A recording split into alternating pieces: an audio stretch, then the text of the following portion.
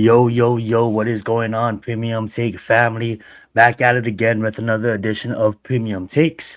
We are still working on our intro and our logo, so that'll be up in a second. But there you got Right. Macdagiantsfan, you got Adam Coastas in the house, Max joining us live from work, so thank you so much. I am your host, Zion Zenith, and let's get into it, guys. We had an amazing matchup last week. Well, I would say yesterday. I am talking about last week. Yeah, an amazing matchup last week too, but we had an amazing game last night. It was kind of like icy hot game. We had two old heads. We had Aaron Rodgers going at it with Joe Flacco, and boy, was that an exciting game. I'm gonna start with Mac.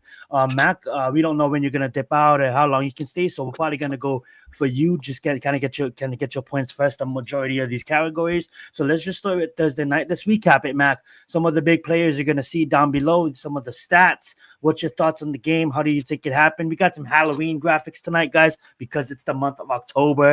Prime time, Thursday night recap. As you can see, the Steelers lost, so they're grayed out. Back over to you, Mac. What do you think about them Bengals, and what does it mean for the Bengals and their season?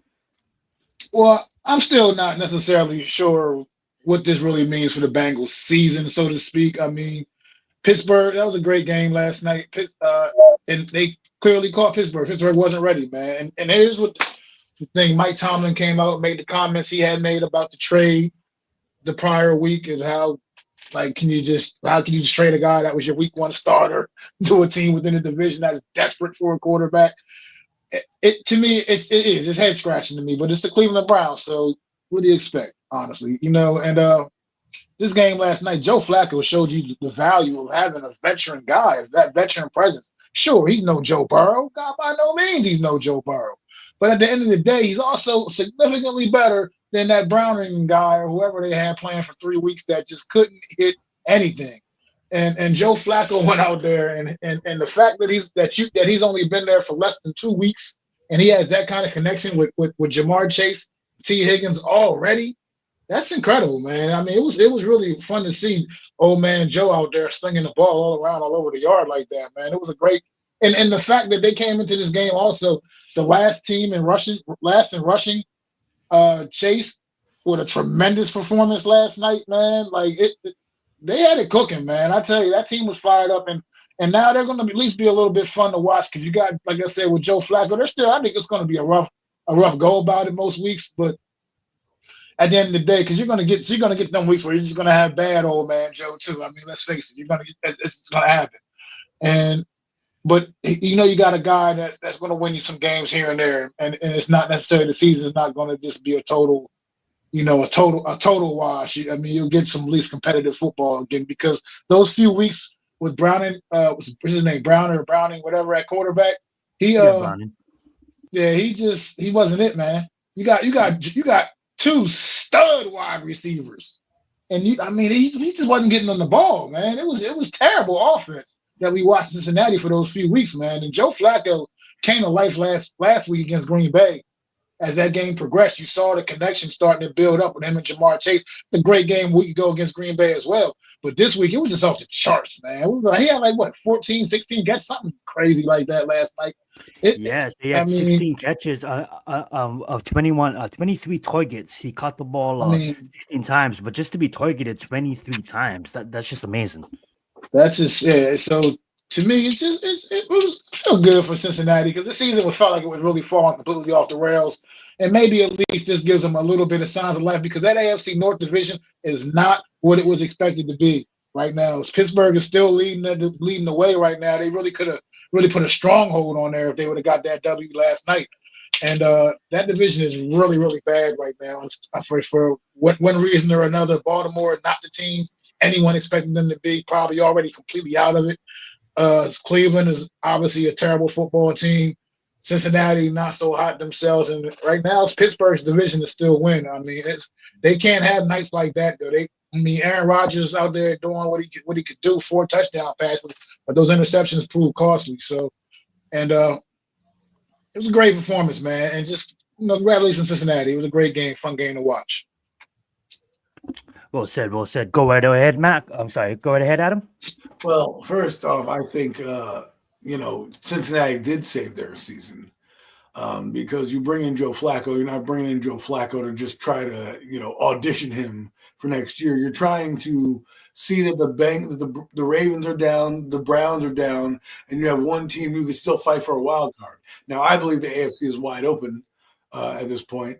If you look across the league with the Patriots and all these other teams at the top that you didn't expect, that's why I think a team like the Giants are facing, they understand what's at stake.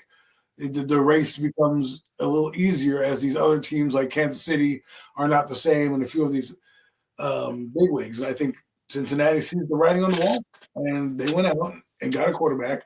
And this is what we talk about with average. Like Joe Flacco is playing above average football. Like that was above that. You don't throw for 300 yards for nothing. I mean, you saw it.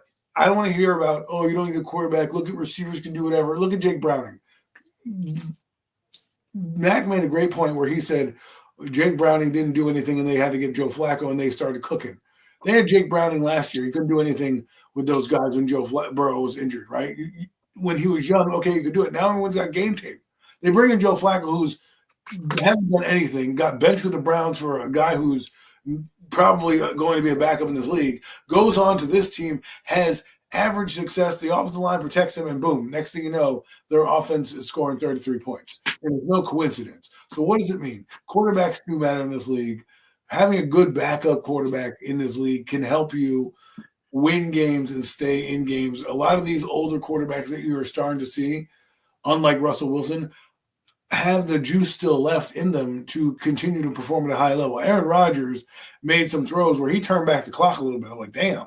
He's actually playing at a Super Bowl kind of MVP level in this game. I haven't seen this Aaron Rodgers in a few years, the way he was cooking. With the Jets, they said he was cooking, but he really wasn't. He had an okay season. And then last year, it was what it was. It wasn't even that great either. And maybe it took him a couple of years to come back from that Achilles and really get himself together. But I think he's fully back now. And with the weapons that they got, DK Metcalf, what kind of a weapon is that guy been? Freiermuth, they have tight ends all over the place. Freiermuth coming through. They have Jonnu Smith coming through. Darnell Washington. This team looks ready. That defense looked ready. And then what happened? Cincinnati figured out a way to neutralize that pass rush. And somehow we're still, Pittsburgh still found a way to get up and take the lead, remember. And it just goes to show, when you have a savvy quarterback and a veteran who can make the right plays and understand what's on the line, you can come away with games like this. So I think this is going to be a huge win for Cincinnati. I don't know what they're going to do with Trey Hendrickson. He didn't play. He was a healthy scratch. There are rumors about him being traded. Who knows now? Who knows? Maybe your plans change now because you're 3-4. If you lose the game to Pittsburgh, maybe you're having a fire sale. And Tomlin was right. It was weird that they traded him in the division, but I think he expected Browning and like, we're going to cakewalk this team. And then you get Joe Flacco, who he realized can actually cook still, because remember, he got benched in the Browns because he didn't play well. Like Joe Flacco 2 weeks ago was benched because he wasn't doing well with the Browns, right? He comes to Cincinnati, Zach Taylor, and all of a sudden he's doing well. Of course, Tomlin's like, sound the alarms, like, oh crap. We were going to cakewalk with the division. You bring in Joe Flacco with these weapons, the division's not as easy to walk away with. So I think Cincinnati will see how they capitalize on this. And I do believe the AFC is pretty much open. And it's like I said, we're looking at the top teams right now. Pittsburgh, if they had won this game, I'm talking Pittsburgh. I'm thinking Pittsburgh, maybe we should start thinking them in deep run in the playoffs with Aaron Rodgers, right? Now with this loss, it's not that I don't see it. It's just, I absolutely love that point. It's like, Aaron Rodgers, his talk of the offseason was like, oh, this guy's waiting too long. He wants to make teams wait, this and that, this and that. He's too old to play, this and that, this and that. And here he is, he's on a team where clearly has a nice defense, clearly a defense that they paid about $200 million for. And I seen a tweet last night of a fan of a Pittsburgh fan saying, wow, we paid our defense $189 million and we had Uncle Joe stop us. And I understand, but you gotta understand as a fan too, it's in division, right? It's in division opponent, and Uncle Joe has a pretty good arm, and And whether you like him or not, because I don't like him, I'm not a big fan of Joe, but he's like a Ryan Fitzpatrick. He's gonna go in there, he's gonna win you a game. Is he gonna be consistent? No. But is he have better life than Browning? Absolutely. Was it a stupid trade? Yeah, Browns, you're pretty dumb for doing that. But getting back to Rodgers and that defense, right? So you have a defense, you have now a roster that brings in the Metcalf, that now you're now looking like, wow, we let go of Pickens, but we have a Metcalf. Now who's gonna run this show, right? Is it gonna be the guy they drafted from, I believe it's Ohio State? No. They're like last minute, obviously we knew it was gonna happen. It was an arrangement, obviously. Aaron Rodgers comes in and he's playing damn good football. And it was a shootout yesterday. So any team could have won it. It was back and forth the whole time. And I wanted to say one more thing before, I think, Adam, I don't know if you're just finishing your point before I jumped in. But one thing real quick. Do you think go right ahead. Do you think they win that game or are in that game without Aaron Rodgers? That's the question. Because I think both no and no for both teams, right? I think Aaron Rodgers for the Steelers and Joe Flacco for the Bengals last night was the season, obviously, with Joe Burrow being out, is a good fit for both quarterbacks. So I think if Brownie's in that game and if another quarterback is quarterbacking the Steelers, we don't get that exciting game we did last night. It's a boring matchup. Yes. But I think so what I'm getting at is Aaron Rodgers, while we may not like him, he is doing what the Pittsburgh Steelers have asked. And that's made you relevant. Yes. It's made you a top team in the AFC. I think the Pittsburgh Steelers needed this loss. Again, another short week. It seems like the home teams are winning these short week games. It's probably starting to show you a trend. Giants won their game. Bengals won their game. I think there was another team that won on Thursday night that was at home. So you can tell the advantage. But what I really am looking at is I want to see how Pittsburgh bounces back from this. Because I do see elements of their defense where they could be scary good.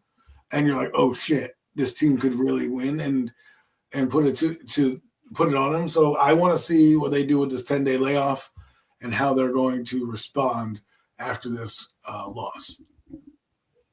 Well said. Well said. Any final thoughts on the Bengals versus the Steelers, Mac? Not really. I mean, like I said, it was a good game. Like I said, I don't know what this really truly means for Cincinnati's season, but the division it's a weak division. And still a lot of football left to be played. So I mean, we'll see how that big one, right? We always think it's going to be a good one. Yeah, we'll see how that trade. We'll see how that trade how that trade ends up ultimately playing out. But I'm just never a component of trading within the division, especially a guy that still got some game left, and Joe Flacco's got some game left. So just crazy. He clearly proved Mike Tomlinson right last night. Must be gone. Absolutely. Mike Tomlin probably brought it up because he saw on the schedule, like, oh, we got to go and play these fuckers now. And he just traded Joe Flacco to him and shit. Exactly. Why couldn't we get Browning? You know what I mean? Exactly. You just gave a win to the team last week, and now we have to prepare for Joe Flacco on a short week with not much game film. Like that, I'm telling you, Mike Tomlin is a calculated guy. He's not just saying that because he knows his team. He said that listen, when we talk about macro scheduling, right? And you're looking down the road, you don't think he's looking down the road watching the Bengals like, oh my God, in 2 weeks we're gonna play that team. All of a sudden, Joe Flacco's in the building and he didn't look that great the first half, and then he looked great in the second half. And he's like, oh shit, on a short week. They got him in there. We don't have enough time to prepare. You know what I mean? So technically they're at a advantage Bengals, because the Bengals got him in 2 weeks prior, a week and a half prior. So he got a game under his belt to play, right? So that's why he said it. He knew what he was doing. He knew exactly what he was doing, what he's saying, and it bared out on Thursday night with a loss, where his team probably doesn't have that same loss. I mean, think about it. That guy made an incredible play on the Bengals for that first interception that he threw. Like that's like centimeters from the line from being an incomplete pass, right? And that changes the momentum because maybe they kick a field goal there, or maybe they get a touchdown, and then you're talking about maybe a different outcome. So, but that having Joe Flacco in the game, people are like, shit, we can finally play loose and take chances because this guy's going to go down the field and score. So you can tell how teams play when they have a guy they believe under center. Absolutely, and you guys said it perfectly. Chase with 16 receptions. You bring in a quarterback, a veteran. Obviously, you're gonna get it to your number one guy, right? Gets it to the number one guy easily. Smart, Chase right? when Brownie was playing, right? And then obviously you brought up Mac with Britt Brown, right? Going over that 100-yard Mac work, and then you got what Adam brought up, the interceptions. I know DJ Turner had himself a game last night as And well, not for nothing, Higgins tackling was and also just just a couple of yards shy, 100 all yards around. receiving his Yeah, damn self. So I mean, yeah, Higgins. just had it all cooking, man. Like he was connecting on all cylinders, man. Well, I mean, their run game is Most what really came to life definitely. today, the Bengals' run game. So that's what helps. When you have a solid run game, your quarterback's cooking, it allows you to open up offense. And that's what you wanted to see. You wanted to see that from two old veterans, old grizzled veterans. You wanted to throw it back. I felt like we put it in a time machine, changed the helmets, and away you went. 41 years old, these guys, I remember Vinny Testaverde. I mean, he still had some game left for the Jets a little bit in his mid-40s. So you kind of got that old grizzled veteran out there still showing you that they can do it. So Steady Eddie. Who was that? I said Steady Eddie. Just Steady Eddie. Exactly. And then but Mac, it really does change the complexion for the Bengals on this regard. Now that you know that you've beaten the big bad Pittsburgh Steelers, whatever you do with Trey Hendrick's fine. You just put on the best performance that you've seen. If we can score 30 points with a quarterback that's competent, the games that we normally were losing with Browning, we might win. And if we had Flacco a week prior, obviously he was starting and they got benched, so there wasn't much, time. But had they had him a little earlier, who knows where their record is now? And maybe they're back in the race. And we're talking about the Bengals Pittsburgh down the stretch as opposed to a one horse race. And at this point, they have 10 days to recoup, fix the defense a little bit, make some adjustments. Joe Flacco can take another crash course in getting better. And I feel, maybe it's just because it's my second team, but I feel the Bengals are going to start to stack on this. Well, we'll see. But one thing I will say to the Bengals GM, whoever, I don't know who the guy is. I don't know his name. He's doing it. But if you get a phone call from Howie Roseman about Trey Hendrickson, just kind of hang up, man. Don't even take that call, man. Don't even take that call. All right, just do me that solid. Don't take that call. All right. Absolutely love it, guys. All right, gang. We're gonna move on to our next segment of the day. We're gonna call this the hot seat part of the show, the hot seat news. We're gonna have reactions. There's two coaches that got fired. We got James Franklin being fired from Penn State after starting to a 3-0 start, falling 0-3 in the Big Ten in your division, especially losing to Northwestern. Never a good look. And then, of course, we had Brian Callahan get fired from the Tennessee Titans. I like one of them. I disagree with another one of them, but let's just start with James Franklin getting fired from Penn State. Penn State, obviously a top program, obviously got the money to buy him out, a $49 million buyout. Now, Penn State does not need to write that check yet. Obviously, Penn State will do a notable coaching search, and then obviously when they get the coach, obviously if he gets picked up this year, if James Franklin gets picked up from another team, they don't have to write that big of a check. But if he doesn't, he basically gets $49 million handed to him from Penn State. I know you guys don't follow college football, but James Franklin, I mean, like, obviously you guys know he's been at Penn State for, I believe, the last 12 years. Coach Barkley, coached number 11 Sticks. I don't know why I'm forgetting person's names right now, but coached a lot of great players that came to the NFL. But yeah, it wasn't really off to a great start, and especially, preseason rankings, they hold that really big. And when you're ranked as number 2 with the fully fucking loaded roster, and you shut the bed, but not as bad as Clemson, but pretty bad. Yeah, just as bad as Clemson. Yeah, it's never gonna really work out. And for a school to buy you the fuck out for $49 million, tells you something. Let's just gonna go at Mac first. I know you already followed college ball, and I know you have better thoughts on Brian Callahan when we get there. But what's your thoughts on James Franklin being fired by Penn State and his $49 million buyout? I mean, yeah, I'll keep it brief. Obviously, I'm not a big follower of college football too much like that. But at the end of the day, you're very familiar with James Franklin and the Penn State program, and I think you said it, hit the nail on the head. That's exactly where I was getting ready to go with. This team had just too high expectations, man, to fall this far, to the point where, as far as how the way college football is set up, their season is already over. It's already over. There's no national championship hope here. I mean, it's done. And unfortunately, that's just the way it goes, man. There's no patience anymore at this level. I mean, it's all about results, and he wasn't getting results, man.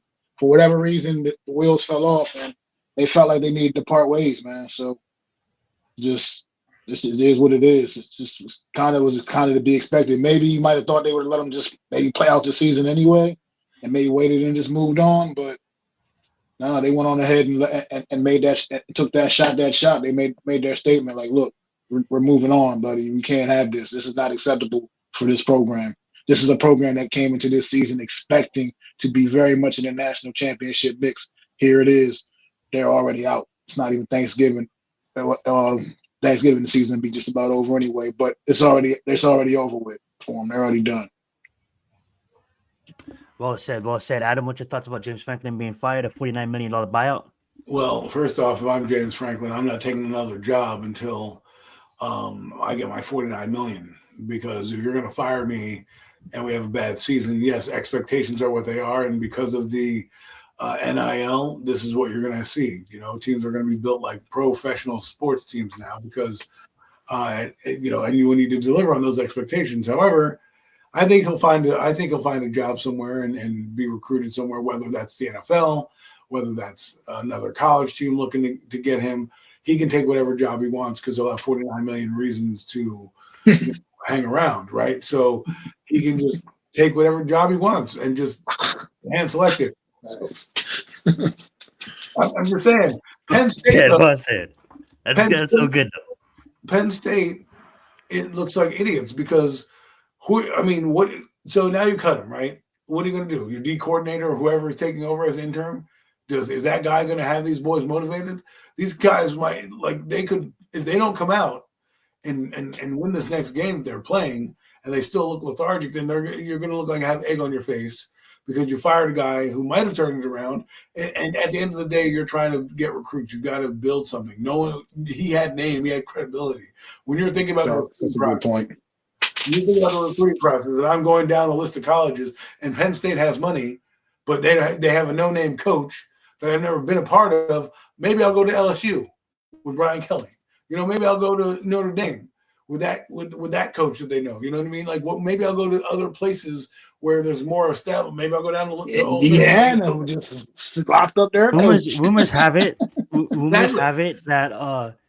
That Penn State is eyeing Marcus Freeman, but if you're Marcus Freeman, Notre Dame is just as established, just as premier franchise. And honestly, nothing against Pennsylvania, nothing against Penn State, but for me, I'm not even trying to kiss Adam's ass. I honestly think Notre Dame is more of a historic program. Well, so if you're Marcus Freeman and you just took Notre Dame to the Natty, why the fuck would you listen to anything that Penn State has to say unless they're going to pay you $70 million a year? Well, not a year, but 10, 15, what are you going to pay? Probably like 10 or 12. Unless they're going to give you $20 million a year, then you listen to them. But you had something else to say, Adam?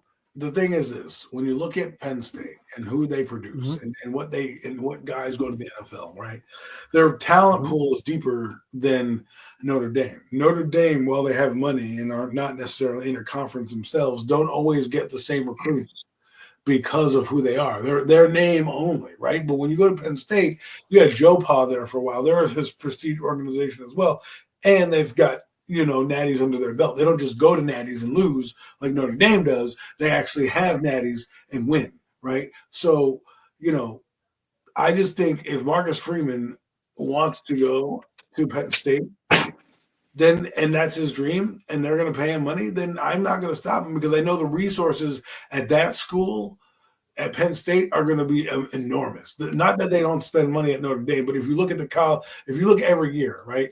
Notre Dame has some solid players that go to the NFL, but they're not like the Carters, the Drew Allers. But I think that's where you're wrong, and I know that's your program, so you're valid to your opinion. But that's why I think Marcus Freeman has built that program to a natty contender. Why would he leave it? It's almost as if Brian Kelly left, right? He had to go to a new school and reestablish himself. That is true. That is true. That's a good point. Conference some people want to grow in their pantheons of coaching, right? Lane Kiffin, I love that. Yeah, moved around, right? He's in the SEC now, and he's constantly in that 10 to 11 win program year. He may not be in the natty per se, but he's always winning. And sometimes you go to a place like Penn State, which has a history of coaches. Notre Dame doesn't have a history of coaches. They have Lou Holtz and a few other guys. I'm Notre Dame. I remember Bob Davie and a few other guys like that, who aren't big names. I remember Brian Kelly, but they're not the same thing as Penn State with Joe Pa and all that, although the controversy happened. But what I'm saying is, both prestige organizations. You can tell me I can go to Penn State and make them a national contender. That's, I just feel like Marcus Freeman can do that. It's not that I don't like Notre Dame. I think Notre Dame's great. But I see Notre Dame every year, and I understand what their shortcomings are. It's a different type of mentality, a different type of athlete that goes to those schools, right? So you look. I love that. I love that point. You look at Bo Collins, for example, right? Like you got Kyle Hamilton, you got Julian Love, right? You got some of these guys in here. They're offensive linemen. Yeah, they're always first round picks. You know why? Because their program's built on smash mouth and things like that. But if you look at Penn State, they got guys all over the place. Their defense was fantastic last year. This year's not so much. They lost some players, which is part of the reason why they're also not playing well and things happen. And that's honestly why he got fired too, Adam, is because they had all these expectations that they lost players, but they had all these expectations of their defense being elite. And it's far from it. It's definitely far from it. Yeah. Look, let's move on to the next coach though, because I love this conversation we had about James. And I do agree. I agree with this, honestly. This is the one that I do agree with. It's because I get it. 12 years in the same spot, and with the transfer portal, everybody. Look at Indiana. Enough said, right? Everybody can compete nowadays with the transfer portal, and I think Indiana had, if not top 5, inside the top 10 of the best off seasons with the transfer portal, including getting Mendoza, that is now top of the list when it comes to drafting quarterbacks. Mendoza, and obviously Drew Outlet gets hurt for the season, so now he's done at Penn State. But moving on, this is the one I didn't agree with. I get it for a 19, but I just think the Giants are a shit organization, and I just think it's just so hard to see fans of this team. And it's almost like, I get it. I'm a Giants fan, but hey, I have Lombardies. We have stuff we can hold our head up on, right? We are we are fucking a 5-star organization, fucking Hilton, And then we look at this guys, and they're the fucking Super 8, Motel 6, 1-store trash can organizations of the NFL. Brian Callahan gets fired only in his second season after picking a number 1 quarterback in Cam Ward. Talk about the development for the fucking quarterback. The one thing that bothered me is the owner is at the house, doesn't even show up to her fucking her own team. And she has Mike McCoy, a guy that she's not Mike McCoy, I'm sorry. She has Mike Magazi, a guy she literally just hired represent the franchise. He just fucking hired him in January. He's up there representing the franchise. But this is clearly a timeline of the dysfunction in the Titans organization. And it was such a firing fucking Mike Vrabel, to be honest. Didn't even prefer that. As you can see, the list we have on the screen. Mike McCoy is now hired as the interim head coach. Let's talk about it. What's your guys' thoughts? Go right ahead, Mac. Well, look, I don't know. This is kind of bizarre to me because I feel like this Titans team, for what it's worth, man, they've been going out there competing each and every week for the most part, man. This ain't like a season ago when we watched our New York Giants, for instance, just go out there and look completely non-competitive. At least this team goes out there with some fight. I don't know what the expectation was with this football team that the owner or president, whatever, had with the kind of expectations he might have had set out there. But I just don't see what made him think that this was the move to do, is just go ahead and fire your coach. I mean, you got a rookie quarterback out there. I mean, you look around, there's it's not an immense amount of talent out there. The rookie kind of got thrown out there, no type of mentorship, really. He's just kind of learning just on his own, kind of, so to speak. And he's giving everything he's got. I feel like this was just a little bit premature here, you know what I mean? I think you should have at least let the season play out with a guy with Callahan, and then kind of, go from there, making the choice if you really are unsatisfied with what you saw. then maybe you go make whatever decision you need to make. But I just feel like right now at this point, it's almost as if you have some kind of expectations of being a good football team, when realistically, I think pretty much everybody and their mama would have had the Tennessee Titans pulling up the rear in the AFC South this year coming into this season. So it's like no real surprise at how your season's got the start your season has gotten off to I think to most people. So I just don't. I feel like you're just scapegoating the coach at this point, and I think it's kind of ridiculous. And all it's going to really do is really kind of screw up the development of your young quarterback and some of the other young players you got going on this football team right now. I just really didn't understand the move.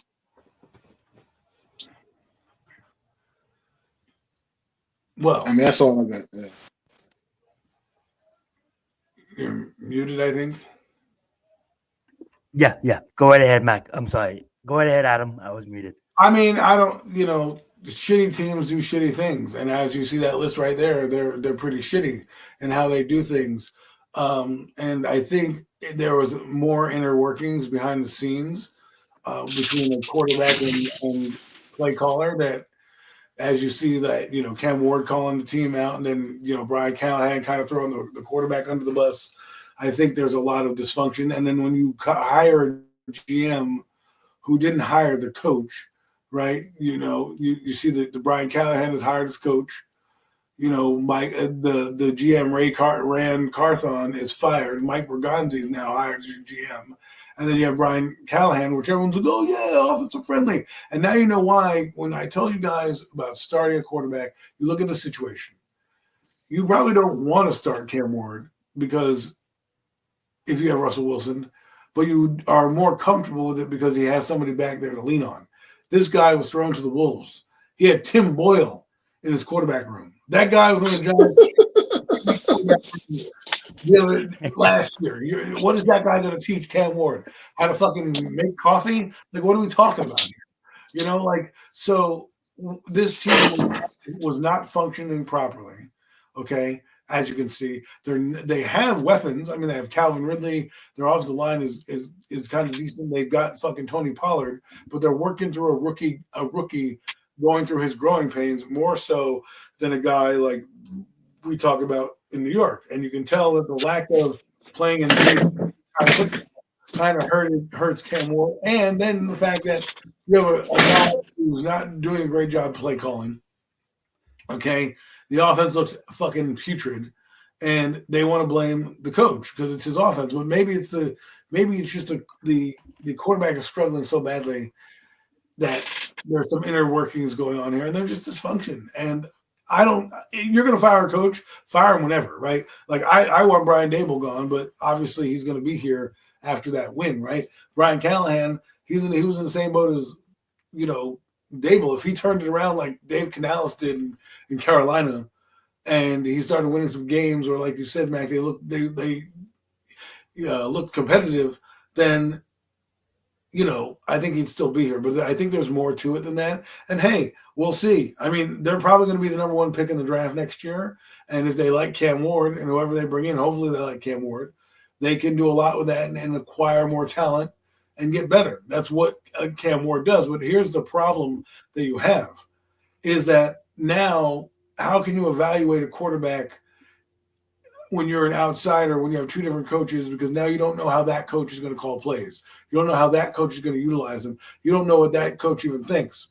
Now, Cam Ward, we all agree, was the consensus number one. He went up in the combine. But if you were to redraft right now, I guarantee you people are taking Dart over Cam right now in terms of how they're performing in this little minuscule amount of time. But what it really is that when you have a team that's 4-19, can't get out of their own way, I think they're going to have to make a big move. I think they're going to have to bring in McCarthy, maybe a fucking here's the first name on my list.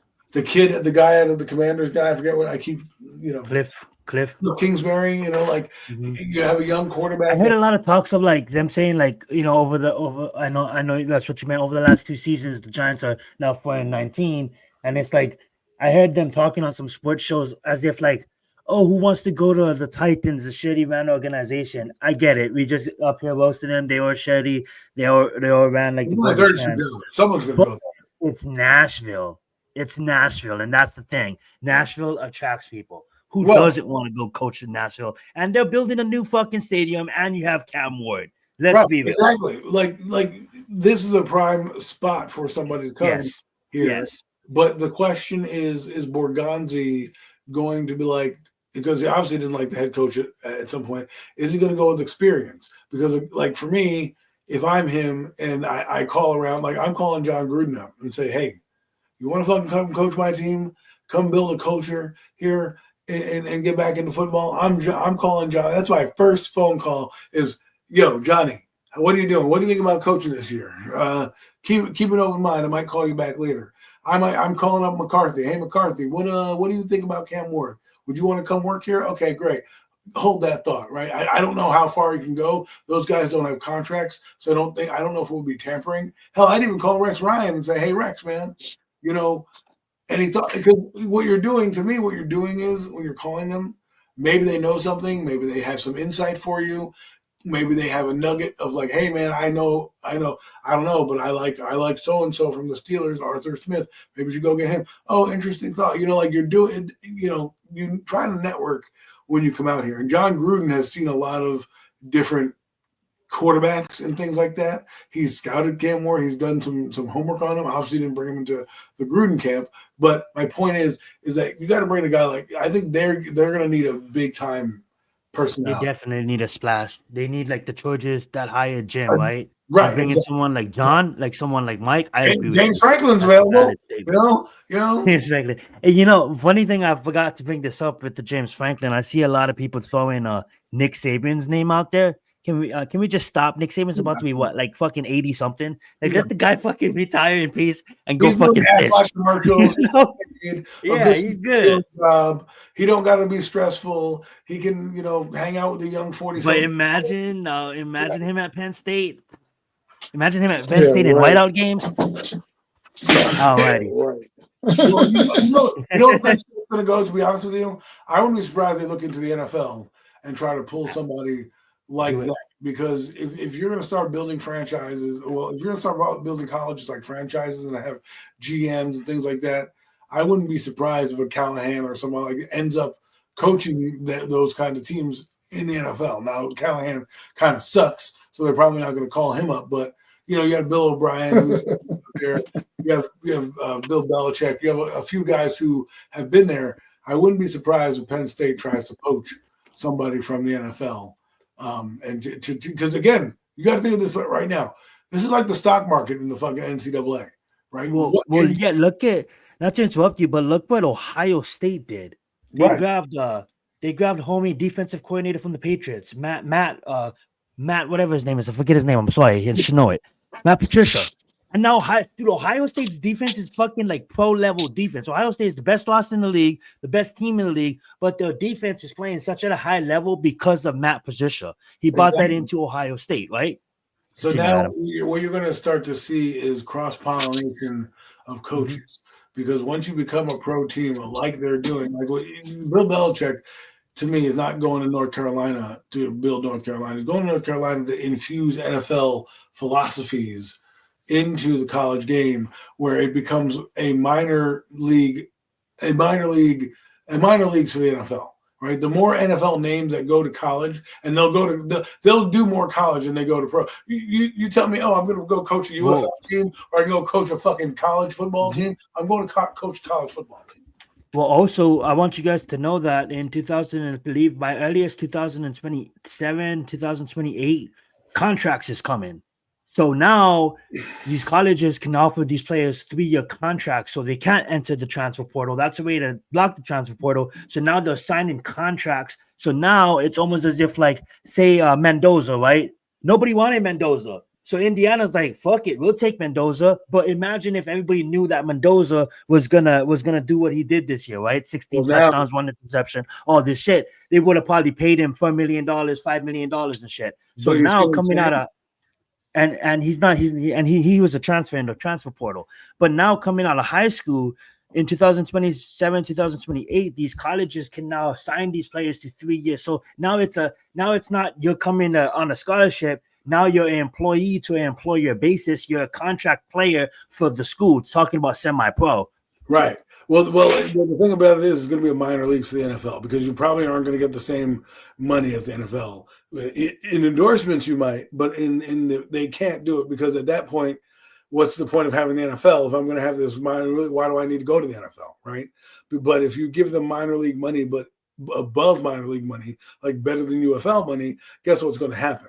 And now that you just told me that contracts are coming, teams are going to start to be NFL teams. Go out and get a GM. Go out and make a scouting team. Start to seed the ground. What the NFL what's happening is right now. This is funny because my brother has a conversation for me, and he might be right that because of CTE, the game's going down, right?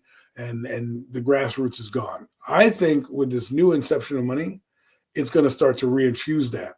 Like, I don't need to make it to the NFL to make millions of dollars now. I can just make it to a college, get my mom and dad or whatever through, will be set for life with endorsements and whatever, because a lot of people can, there's still a lot of college athletes who make some of these All-Americans are set for life with commercials and shit like that, even if you didn't win the Heisman. The Heisman Trophy, those guys, there's guys in the Heisman Trophy commercial that didn't do shit in the NFL, but they're on the Heisman Trophy commercial and you know about them, right? So I just think this is going to revolutionize what we see in football. It's going to revolutionize the NFL because you're going to start to see quarterbacks now come in with a little bit more seasoning on them because they are pro and you're going to see trades happening now. It's going to be a frenzy in college because you have so many more teams to do it and so many more teams that are going to, who knows what booster is going to do what.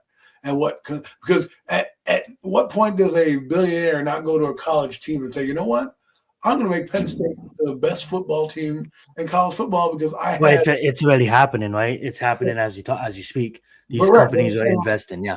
Exactly, so quote unquote Nike and Oregon, right? So that's what I'm saying. So now you start with corporate money like that. You have endless pockets in the NFL program where you can build guys. Where you're going to start to see. You're going to basically what you're going to do is you're going to make farm systems within the college system with the Division 2s and 3s and 4s and NIAs and all those colleges because now everyone's going to go to these big colleges because they're going to get paid. No one's going to go to these little colleges or they'll be too maxed out at college football. So these other guys are going to have to go to school somewhere else to go make this money. And that's where you're going to need that scouting department to find that Mendoza for your ball club. Well said.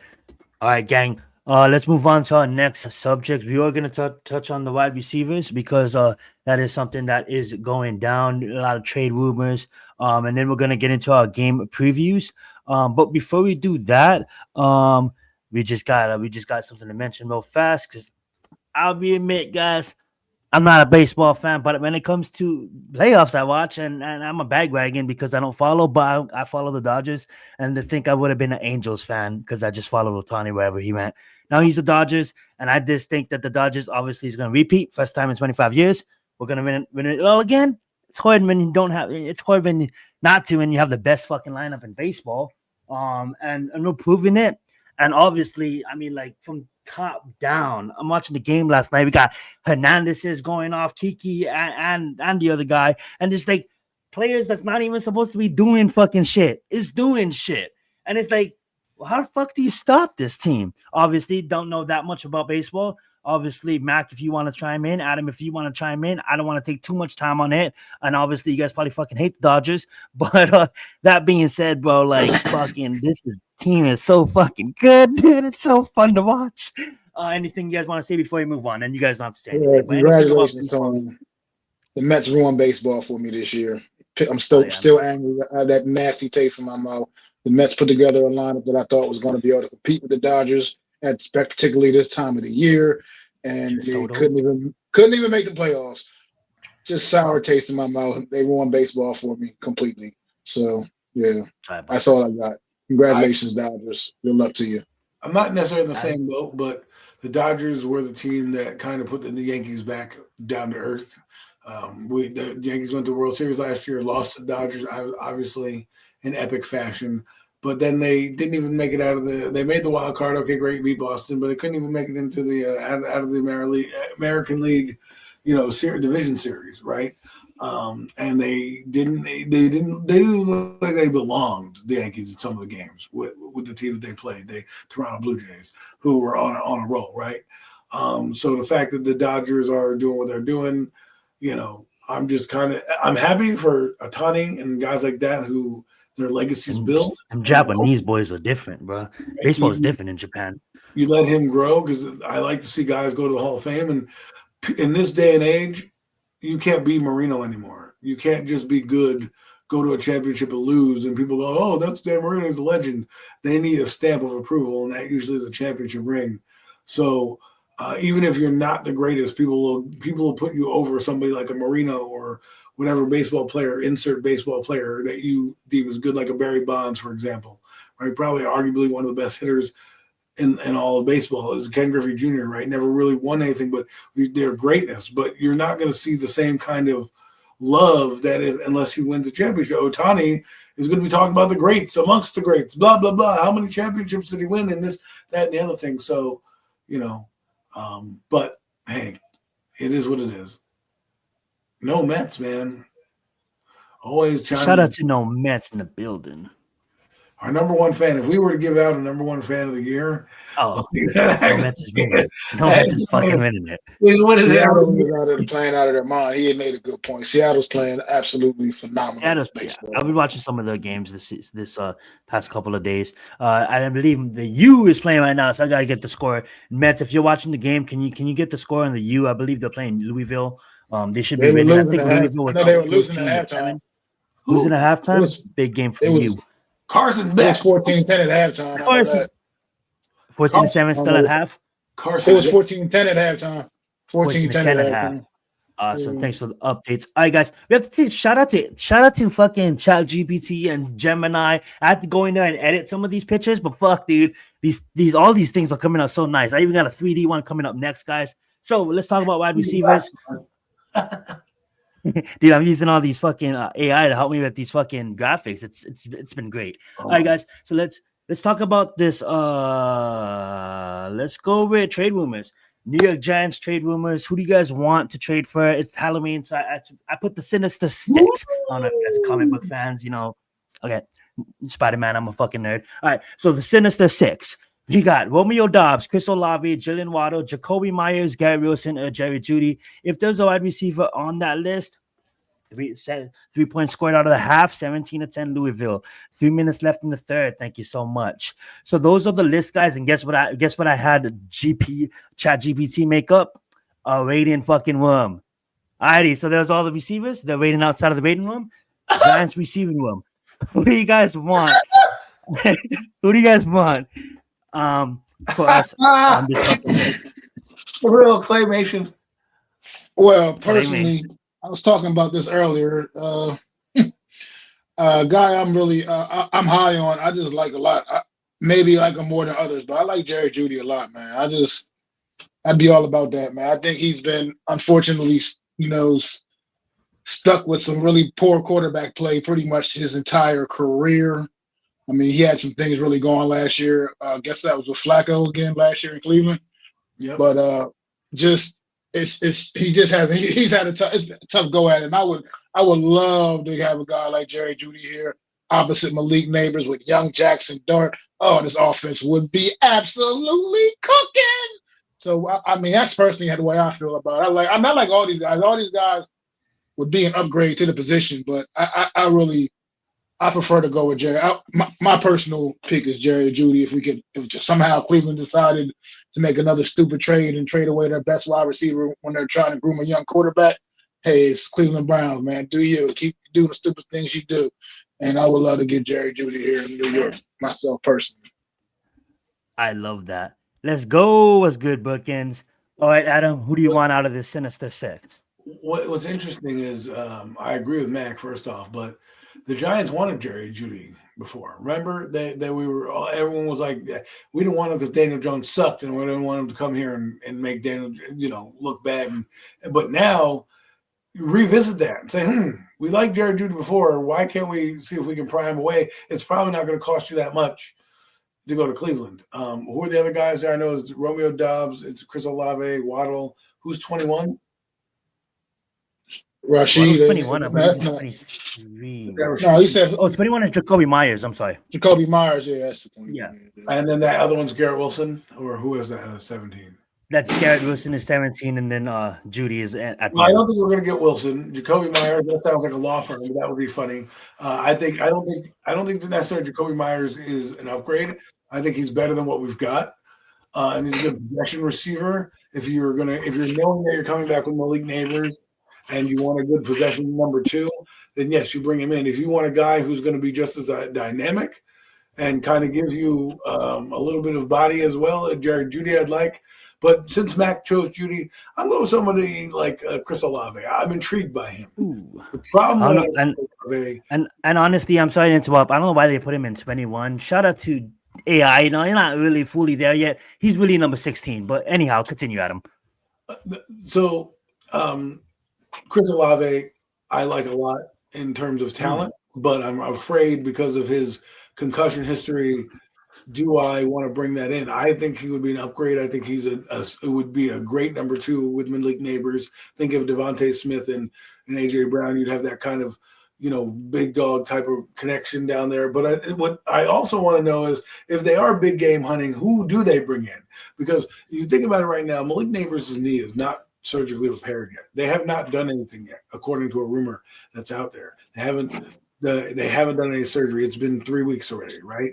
Since he's been there. The Giants were 0-3, and they've now played 3 games since his surgery hasn't gone down. So that tells me there's a little bit more damage. I'm going to bring in a guy who might have a little bit more longevity, and that's Chris Olave. I can sign him. I think he'd be good and allowed for a downfield threat. But you know what? If I can get a Romeo Doubs as well, and they're in there on free agency, I would do that too. But I think the Giants, if they really are big game hunting, they really need to wait till after this game. Find out if you beat Denver. Because if you beat Denver, then go ahead, invest some draft capital and say, you know what, I'm going to take, a Jared Judy or Chris Olave. The reasons why I don't want Waddle is because I just feel like we have that guy in Wan'Dale Robinson. It's just not as fast. Like Waddle is good, but we have those guys. Now, pair him with Malik Neighbors, okay, I get it, but I'm looking for not a little Jordan Humphrey, but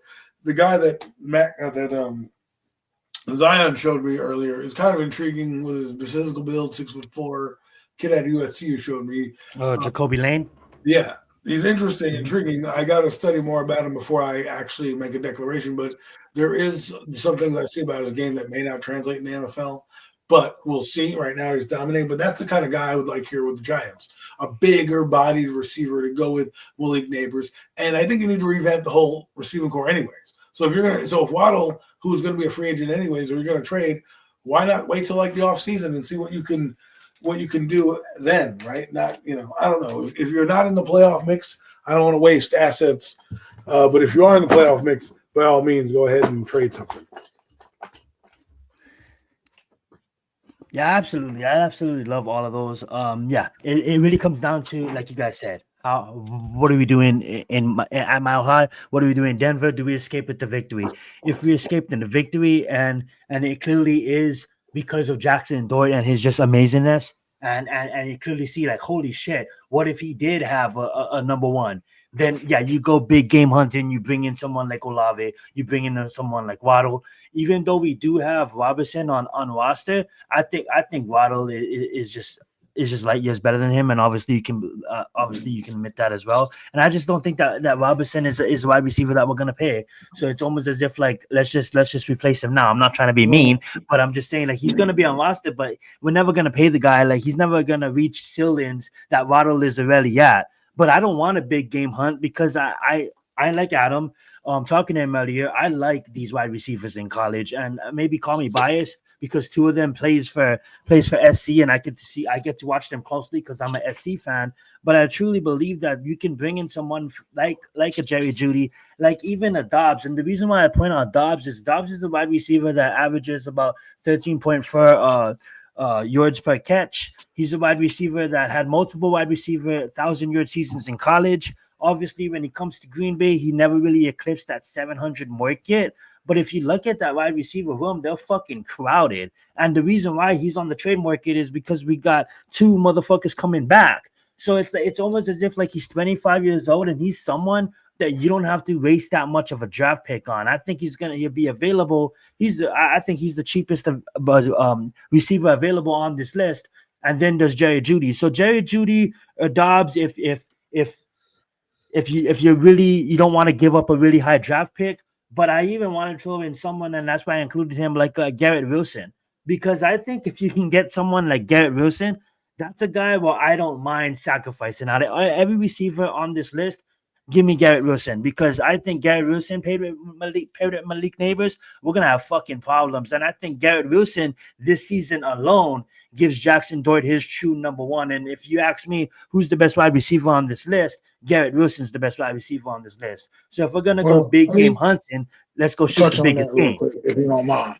Mm-hmm. If I can just stay while we're still there, because you included Garrett Wilson, and I kind of do agree with some of what things you just said. Mm-hmm. I was talking about this earlier about the wide receiver stuff earlier on my little afternoon chat thing I do on Friday afternoons. But I was in the thing about Waddle. Like I love Waddle. I like Waddle as a player. I like a lot. I just like the way I like how explosive he is. The way his ability just to make big plays and turn short routes into just big gainers. I love that ability. And Garrett Wilson also is just phenomenal talent.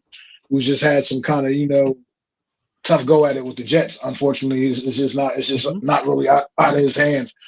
I just think with those two guys, though, you're looking at for the long term. I think they're also the two priciest guys. You know what I mean? If you're trying to lock some guys up for the long term, they're going to cost you the most. Those two are going to cost you definitely. You're going to have to go deeper in the pockets for those two. Whereas you can get some really good production. Where you can get, but you got to think about the whole total picture. Like you said, there's a lot of good guys coming out in college. You still got to have Malik Neighbors. You got to take care of in a couple of years. You got to look at the whole total picture of everything. You know what I mean? And how much money are you going to tie up? Before you go to Adam, I just want to ask Mac this. I was watching a little bit of your show today. I wasn't able to come on, but I was watching a little bit of it. I noticed that Lou even bought a OBJ, but OBJ is not going to be available probably until like week 12, I believe it was. I think even Mets bought that up too, so that's why I didn't include him. But you guys can even mention him or any other receiver that's not on the list. I tell you what I said about OBJ on that show, and it's like I said, I appreciate everything he did for the New York Giants while he was here, dynamic, everything, everything he brought to the table. But at the time, that's just not. I'm not heading that direction right now. I'm just not on that train, man. I can't, because he's just not the same. He's not the same player he once was. So we can forget that out of your mind. He's just not. And I think if a guy like that would come here, maybe still thinking he's the OBJ that he used to be when he was with the Giants and the past. I think he is. And I can't get jiggy with that. I mean, look, the reality is OBJ came in here in 2014. Here we are 11 years later now. How many full seasons has OBJ played in his career? I can only really remember one. I can only really remember one.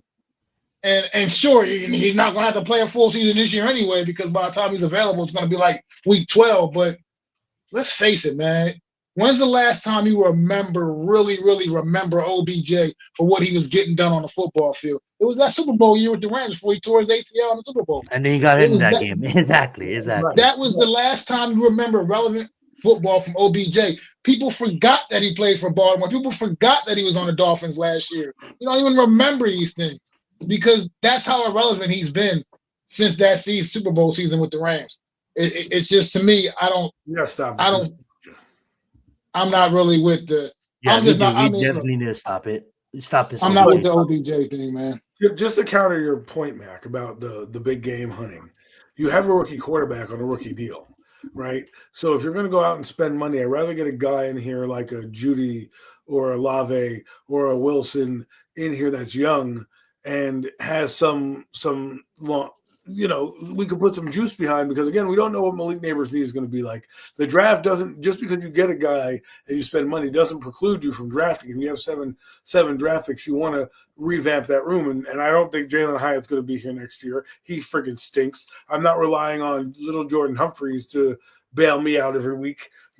And Bo Collins and the bottom of this roster need revamping. We already know what Wan'Dale Robinson is. He's like the Jamal Crawford of the New York Giants. 1 minute he'll give you 38 points, the next minute he'll give you 0, right? So, as much as we love what he does, this receiving core needs to be revamped. And the only reason I'm going to trade for a guy like Romeo Doubs, I have to say, is Romeo Doubs better than Wan'Dale Robinson? Is Romeo Doubs better than and then you have to go, well, is Romeo Doubs better than Olave? If he's not, then I want Olave, because I want a guy to be like what the Eagles have. They technically have 2 number 1s on the fucking field. And with Jackson Dart playing the way he is, right, you can feel that this guy has talent to get the ball everywhere. I want to give this kid as many weapons as damn near possible. So I'm going to double dip. I'm probably going to go and get a guy now. And the only way I get a guy like a big gamer, maybe like a Waddle or Wilson, is if I know I'm going to the playoffs. I would rather take an Olave or Judy if I'm not, because I probably can get them for less. But see, Adam, I think Olave is ranked even higher than Waddle and right there at Judy, because he's coming off 2 back-to-back 1,000-yard seasons. One of them, being hurt. But his injury history is the reason why I'm not going to say, hey, listen, I would love for him to be what it is, right? But he gets injured. He didn't play full last year. He's been banged up throughout his career. And while, yes, he's had a couple 1,000-yard seasons, he's not what we thought he was. He was supposed to be better than Jackson Smith-Njigba. And Jackson Smith-Njigba has come out of the blue and has rose over him. So my point is that if the Giants lose, let's say they lose Sunday, and you still want to go big game hunting, give me a Olave, give me a Wilson, and give me a Judy. Guys that I know are young, that I can be here and can build a rapport with my quarterback going into next year, so that now I have Malik Neighbors, I have a Chris Olave, I got another high draft pick in there, in the second round pick or first round pick or whatever I use in the draft, and then I have the solid offensive line that I went big game hunting in the offseason for to fix that interior O-line. Now my O-line's fixed. I got running backs that are good. And I have a quarterback that has got 3 different receivers, not to mention a reliable tight end. Now we're off and cooking, right? Then I can go spend my money on getting a better linebacker core, fixing that secondary and all that stuff. All I'm saying is, don't waste your money on a guy that you don't have long-term plans for. Don't waste your money on a guy that you're not going to use, and don't waste your money on a guy that's not going to work. Like Jalen Waddle, the only thing that he brings to me besides the speed is the end arounds that we don't use. The things that Tyreek Hill used to bring to the Kansas City offense, that's the only thing I can see him doing that all of our other receivers already don't do. I feel like he's a better version of what we have in Wan'Dale Robinson. Now, if you don't think Wan'Dale's then you maybe bring in a Waddle now. Yes, he's better than everything we got, and he'll be the number 1. But at the end of the day, I'm looking at like, give me Olave, give me Malik Neighbors, and I can get myself a nice slot receiver, somewhere that's reliable. Hell, Hunter Renfrow could do it. I mean, it's not like we're talking about, high production here from the slot receiver position that Wan'Dale's given us. He's a solid player. Is he great? No. Would I rather pay George Pickens? Yes, you already know that. But the point is, if you're not going to sign Wan'Dale, you're going to need to revamp this line. And I just think Waddle does the same thing as Wan'Dale. So either get me somebody different, or if you're getting me Waddle, I don't need Wan'Dale on the team anymore, because they, like I said, I feel like they do a lot of. I think he has better speed than Wan'Dale Robinson. But I think you can do more gadgety plays. And that's what they said when they drafted. Well, we got plenty of plays for Wan'Dale. Well, I've seen one end around with that guy this entire season. Well said, guys. All right, guys. So we're going to wrap up this conversation, and we're going to move on to the next conversation. So the next conversation we're going to do real fast is we're going to do the picks of the week. This is where we pick our 3 games of the week. And then after that, we have 2 final games to preview. So for this pick session, we're probably going to give it only just 5 minutes per game. Let's take up the next 15, and we'll end the show talking about the New York Giants versus Denver. But before we do that, we'll talk about the rivalry with SC versus Notre Dame. Being that I'm SC and Adam is a Notre Dame fan, not only because of that, but because this is such a historic rivalry in college football. And I think it's one of the biggest. And they're actually planning on even taking it away, which is fucking absolutely cyanide. And I just think that we're coming up on 100th anniversary of this rivalry. And it's just like, you gotta love it when you get your Midwestern teams versus your your Western team. So that being said, guys, let's get into our previews of the week. Time to lock in the predictions. We don't do predictions every week because sometimes we don't have episodes and sometimes we're all not here, but that's fine. All the weeks that we did it, I calculated the totals and I shit you not, we're all 6-4. So we all are tied going into week 6. So I pre-planned ahead. Yeah, it's kind of funny, right? It's funny because like when I was calculating it, like Mac was losing the first week, then he went Mac. You went like you had all 3 picks right in one of these weeks that I was tallying. So shout out to you of getting a perfect slate. We went 3-0. And we're not going to include the Giants pick on this, guys, because we're not going to do that. But I selected these 3 games, and I believe if you guys would look at the slate, you guys will agree. I got the upset of the league last week. Just to let you know. Yeah, yes, he was. All right, guys. So first game we're gonna preview is the Rams going and taking on Jacksonville Jaguars. Jacksonville Jaguars are looking really hot right now, and the Rams, they're looking like they're one of the best teams in the NFC. Who do you guys got on this game? Go right ahead, Matt. And keep in mind, all 3 games that we preview will count for your total score. So let's get. What? Where's this at? Is it in Jacksonville? Jacksonville, yes. It's in Jacksonville. Okay. I think I'm gonna go with Jags here, man. Jags, I like it. I just this is a team it's hard to figure them totally out, but man, they fight and I'm sorry. This is in London. This is overseas, bro. I'm sorry. Over in London. Well, it's still a home game for Jacksonville over there. That's both teams are coming in 4-2. Yep. London's a home game for Jacksonville. That's going to be a pro Jacksonville crowd. Out there, they play in London every single year. They're the only team I feel like that plays over there every single year, and they're used to it.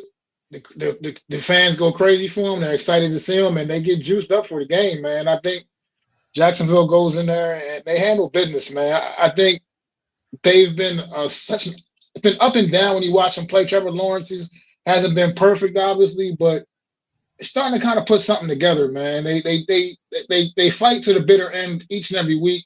Not to take anything away from the Rams. I just think this is one of those games, one of those weeks where they just get tripped up here by a Jacksonville Jaguar squad, man. I kind of Jacksonville. They're hard to figure out completely, but I think they showed me enough fight. They're 4-2 for a reason.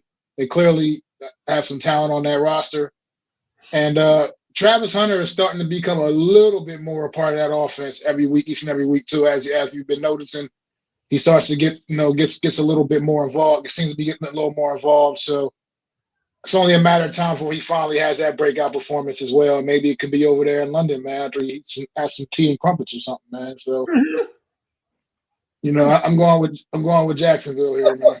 He's going to meet the Queen. And that's going to be great. Mac got Jacksonville, and yes, I love that question. We'll definitely get to that question because I know Jeremiah Love is absolutely a badass out of Notre Dame. But that being said, we'll get to that after this. So you got Mac, you got Jags. We'll go right ahead at him. I am gonna go with the Rams. Why? Well, why do you say that? Well, because I don't know. Their coaching staff is what sometimes can get you prepared for games like this, right? And I know they're coming all the way across, the United States, all the way across the pond. And I don't even know what time it would be. It's, I work for a London-based company, and when I log into work, it's like 1:00 their time, and that's at 8 a.m. my time. So you got to only think what the body chemistry is going to be for the Rams. With that being said, this is the NFL. They'll play at midnight. They'll play whenever. I think this team will be well prepared, and they need this game. They lost a lot of close ones. In order for us to believe that they're one of the top teams in the conference, they need this game. It's an out-of-conference game. It's a game that is a test game because the Jaguars need to know how good they are. But I just feel like the Rams, Matthew Stafford, they've been here before. You're going to steal one in London. What up, I AK? absolutely, hey, AK in the house. I absolutely agree with Adam here. I just think that the Rams, they need to prove it. Jacksonville, yeah, you guys are looking good. You guys are flowing, but guess what? You guys are still prematurely a good team. The Rams been a good team, and I just think for the Jacksonvilles, you need to come out here and you need to prove it. You go out here, you beat the Rams. Okay, I'm sold on you. But I just feel that the Rams are playing good football right now, and they're letting up against really good teams. I don't see them letting up against Jacksonville. I'm not gonna say they humble Jacksonville, and I know Mac is totally right. This is like second home for Jacksonville. They're probably gonna have majority of the fan base, but Yeah, the move there. Rams they can handle shit. So I'm gonna go with Rams. Well, it's also going to be. You got to also remember when this game kicks off on Sunday, man. It's going to be technically 6 a.m. in LA, 6 man. a.m. When this game kicks off Yes. and when this game kicks off on Sunday. So I'm just I'm saying. definitely not gonna be watching this game, but definitely tune in to the highlights. All right, Listen, gang. So the he'll be next snoring. I'll be having some coffee and it's watching some so football. good. So good. All right, the next game we're gonna pick, guys. I can't believe we're doing this, but the Colts, brothers, the Colts just playing damn near good football. The best team. Yeah, you heard that right. The best team in all of the land right now. I can't believe I just said that. Ugh. That being said, though, bleeding by their leader, Daniel Indiana Jones. What a dog Oh, he is. And that being fucking said, Giants he's fan. going against the Fucking ass. Chargers at home. We ran I'm out gonna of go. time, Zion. It's our I'm fault. gonna begin. I'm gonna begin, guys. Yeah. I'm arriving Indiana Jones in this one, Ah, boys. I'm oh, gonna do it. you're I'm back gonna on go with that the island. Colts. Ah, I'm gonna go on. I'm gonna go curse with you. Colts. Here's why, Adam. It's not Indiana. It's not only Indiana Jones, bro. It's the play calling from Shane Strickland. It's the defense, the aggressiveness. It's the team and the team. They're tired. This is you know what this reminds me of. This reminds me of Kevin O'Connor's team from last year. Nobody expected the Vikings to do what the Vikings did. Nobody expected the Colts to do what the Colts are doing. And year in and week out, it's like, yeah, they're playing the Broncos. I'm not gonna fucking beat the Broncos. What did they do? Last minute field goal? God fucking, it's like, no, it's the Colts. Colts are gonna beat the Broncos. And they're going against good teams. And if who's the team they lost against? The fucking Rams. Good fucking team. So I don't know, man. You got the Chargers. They kind of look wishy-washy. 1 week they're good. Next week they're losing to the Giants. Nothing against Cam and fucking Scatterboo, and nothing against Jackson Doit because we fucking demolished them. But I don't know, man. I have to go with the Colts. Go right ahead, Adam. I'm going with my man Justin Herbert. You know, he bounced back last week. Right. I think they're going to bounce back this week again. I think they got something for that ass in Indiana Jones, and they're going to, he's going to end up going back to regular Daniel Jones. No offense to him. He's doing a great job over in Indy, because we talked about this. Perfect situation, perfect offensive line, Yep. perfect weapons. That guy didn't have to do anything. He don't have to think, which is good because he's not that good at thinking. So if he just knows where to go with the ball, this is where he is. If shit breaks down, he's not a guy I want in a foxhole with me. But if everything's perfect, by all means, that shit's humming, he's your guy. With that being said, I'm still taking the Chargers. Love All right, that. Chargers it is. I'm Indiana Jones and the Temple of Doom, man, going out to LA, man, SoFi Stadium, man, and they're going to ruin Justin Herbert's day, man. And look, Oh, like him, love him, man. Indy Jones is playing right now at a very high level. He's one of the top quarterbacks in the league right now, currently, as this season stands. And it is what it is, man. And I just think right now the Colts overall are playing better football than what we're seeing from the Chargers. The lack of a run game right now. I don't know who's running the football for the Chargers now at this point. I mean, they're running out of running backs. I believe it's the Michigan rookie and this guy named Waddell. And I think that I think Jones goes out there, man, and just gets it done once again out in LA. They got their backup quarterback getting hurt in the locker room, pregame warmups. You can't make this stuff up with this coach team, but they figuring it out and they keep getting better week by week. Quarterback in the locker room. Can't count them out, man. So I got to go with the coach. I think they're just playing better football. Wow, you're traitors. Absolutely love it. Get off my island. It's like we're living in an alternate universe with fucking Indiana Jones. All right, guys. Your team, and all of a sudden he's your new favorite quarterback. E2 Brute to both of you. Oh, that's funny.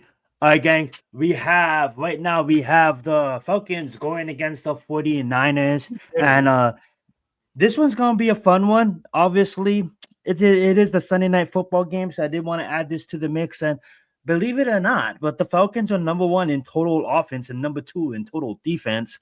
And San Francisco just be doing San Francisco things.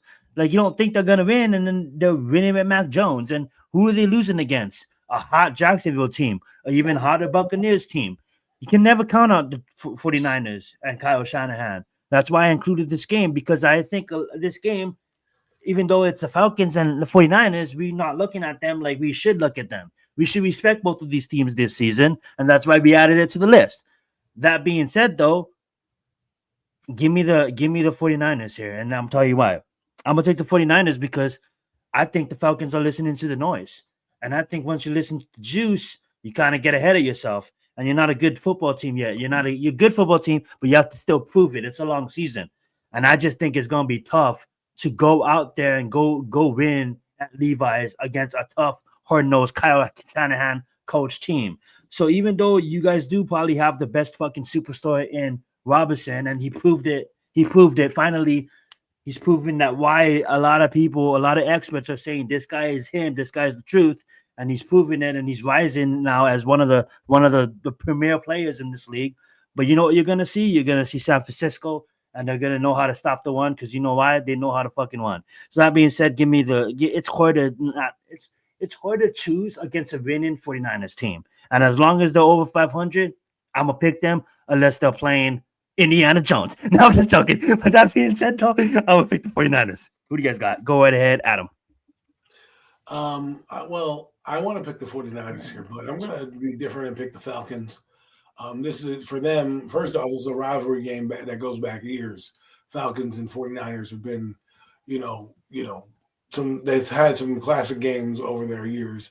But what I'm going to say is I'm going to go with the Falcons only because they need this game to get over humps, right? They need to prove that they're upper echelon team.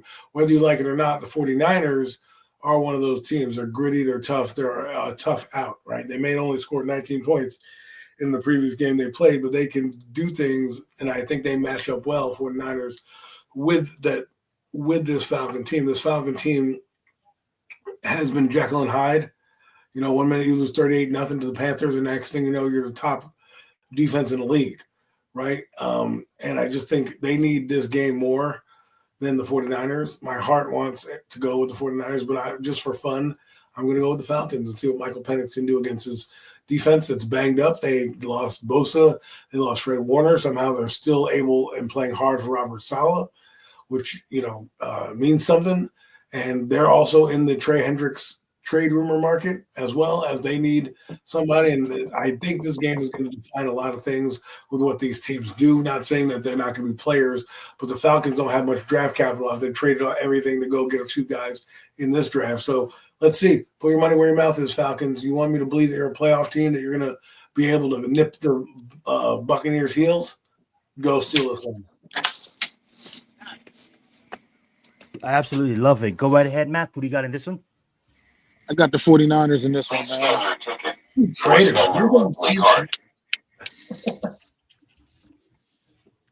I love that.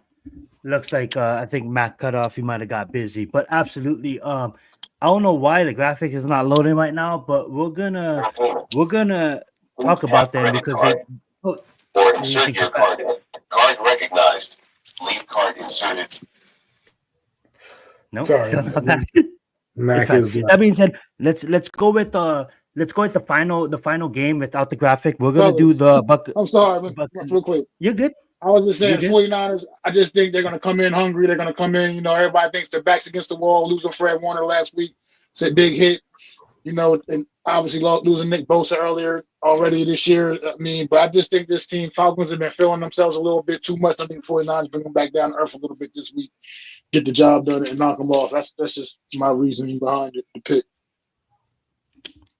Well said. I'm gonna have you begin. We don't have a graphic for this game, but it's an important game. We have the Buccaneers traveling to Detroit to take on the Detroit Lions on Monday Night Football. One of two headers. Who do you got in this one, Mac? Do you got the Lions or you got the Buccaneers? Please scan your ticket. I got Detroit here, Scan your man. monthly card. Why, thank you. Love that. For payment, I gotta get out of the car. please tap credit card Oh, that's I love or that. insert your card Let's and go. do not remove it. Let's go with you, Adam. Who do you got? Detroit going to the Buccaneers. We'll put you down. So we're doing a third game preview. Mac, we got you for Jags, Colts, and 49ers. And then we got you for you said the Lions as well. And then Adam, who do you got? Lions versus Buccaneers. I'm going with Baker Mayfield and Tampa Bay Buccaneers. I think they're playing amazing football while they have injuries. And I just think Baker Mayfield they're going into that dome. You really need – this is what we talk about these games, right?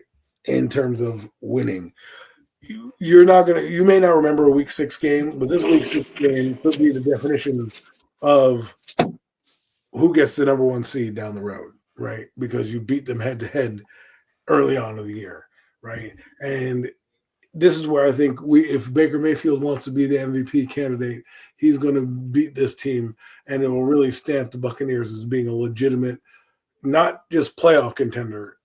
Hear my words, a legit Super Bowl contender. That's what the Buccaneers are playing for. They've already been to the playoffs.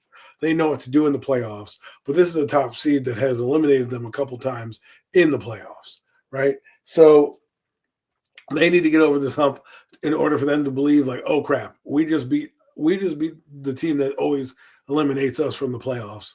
Let's go now and really rally and build off this season. If they get to 6-1 or 5-1, or whatever they're going to be, I really do believe this is going to be for one of the top seeds in the conference. They're just playing that way.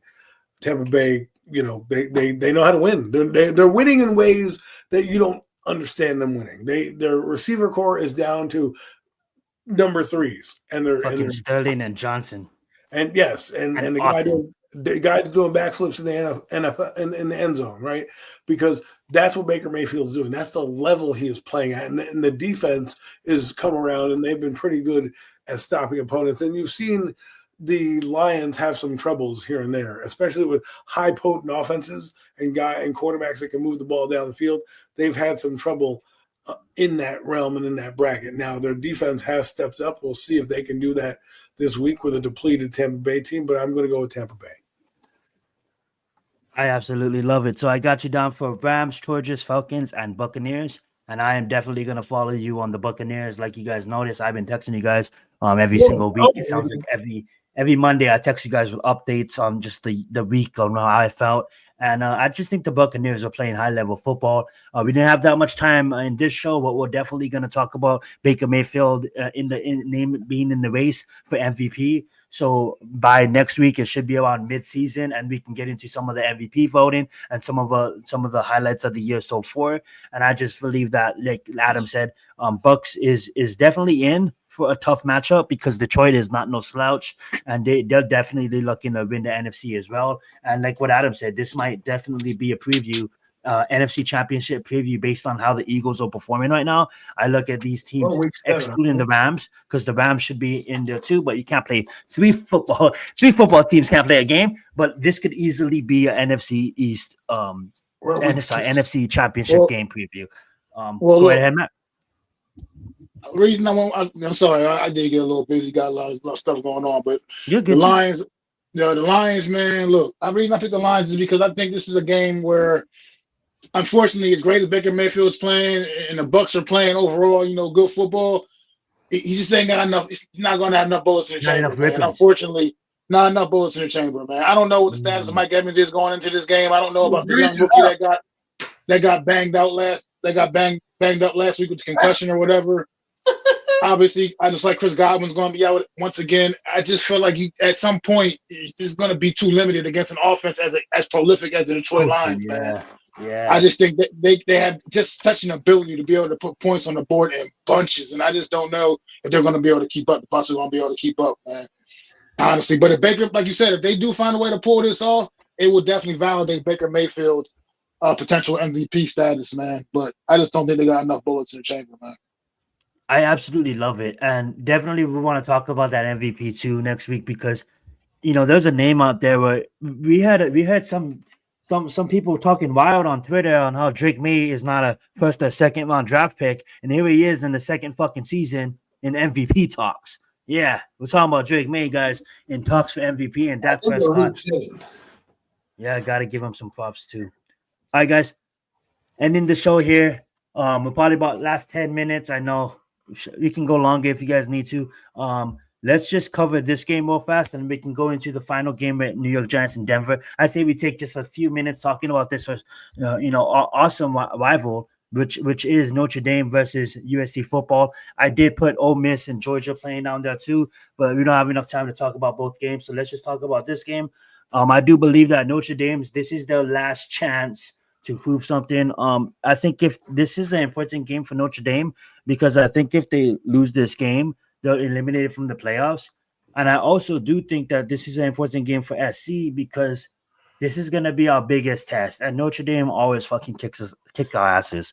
Like Notre Dame is this rivalry goes back, like I said, like 96 years. And there's been some great matchups. And it just seems that every time we go up to Notre Dame, we get our asses kicked. I believe they kicked fucking our asses like by 28 points the last time. But I just feel that we win against Michigan and the toughness that we showed. Now, we were going to be out some linemen. We are going to be out, two stud running backs. But we still have a top tight end. We still have a top quarterback that's definitely moving up draft boards. Mayava's now being ranked in the second or third. When coming into the season, nobody even had him pushing round 5. Now he's being talked about in the second and the third round. Because of his young stud wide receivers, we got Makai Lemon and we got Jacoby Lane.